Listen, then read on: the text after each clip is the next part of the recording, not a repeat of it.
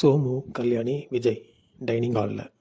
Kalyani: Kaveri reach ஆகிட்டாளா? Food அரேஞ்ச்மெண்ட்லாம் நல்லா இருந்தது. அவளே சர்வ் பண்ணிட்டாளா? நம்மளே போய் இருந்தால் தான் சரி. இனிமே நான் அவகிட்டயே சொல்லிடுறேன். காவேரி உன்னை நல்லா பார்த்துக்கா. சோமு: ஆமாம் விஜய், நீ சாப்பிட்டு ஆஃபீஸ்க்கு கிளம்பு. விஜய் பழசை நினச்சி பார்க்குறாரு. ஃபோனில் வெண்ணிலா ஃபோட்டோ எடுத்து பார்க்குறாரு. அந்த ஃபோல்டரை டெலீட் பண்ண போகிறாரு. சோமு தாத்தா: டைம் ஆகுதுன்னு சொல்கிறல, சீக்கிரம் அப்படின்னு சொல்லவும் டெலீட் பண்ணுறத விட்டுறாரு. ஓமில் வெண்ணிலா பேப்பரில் விஜய் ஃபோட்டோவை பார்க்குறாங்க.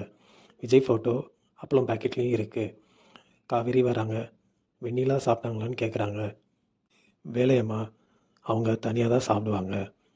அவங்க அப்பா அம்மா ஆக்சிடெண்ட்டை நேரில் பார்த்ததுனால தான் இப்படி இருக்காங்க அப்படின்னு சொல்கிறாங்க. காவேரி உள்ளே போகிறாங்க. வெண்ணிலா பேப்பரையும் அப்பளையும் மறைச்சி வைக்கிறா. காவேரி வெண்ணிலா கிட்ட பேசி பார்க்குறாங்க.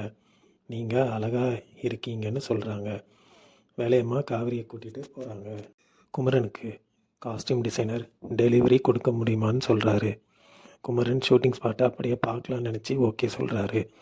கங்கா: நீங்கள் ஏன் டெலிவரி பார்க்குறீங்க அப்படின்னு கொஸ்டின் கேட்குறாங்க. குமரன் ஷூட்டிங் ஸ்பாட்டுக்கு வராரு, டெலிவரி பண்ணுறாரு. கொஞ்ச நேரம் ஷூட்டிங் பார்க்கலாமான்னு கேட்குறாரு. அந்நேரம் கொரியர் பாய் கேரக்டருக்கு ஆள் தேவைப்படுது. குமரன் நான் பண்ணுறேன்னு சொல்கிறாரு. டைலாக் சொல்லித்தராங்க. ரிஹர்சலில் கொஞ்சம் சொதப்புறாரு. ஃபஸ்ட்டு டேக்லேயும் சொதப்புறாரு. நெக்ஸ்ட் டேக்கில் ஒழுங்காக முடிச்சிடுறாரு. இதோட எபிசோடு இங்கே முடியுதுங்க. நாளை வீட்டில் எல்லாருக்கும் ஸ்வீட் தராரு. சீரியலில் நடிச்சிட்டு வந்ததாக சொல்கிறாரு.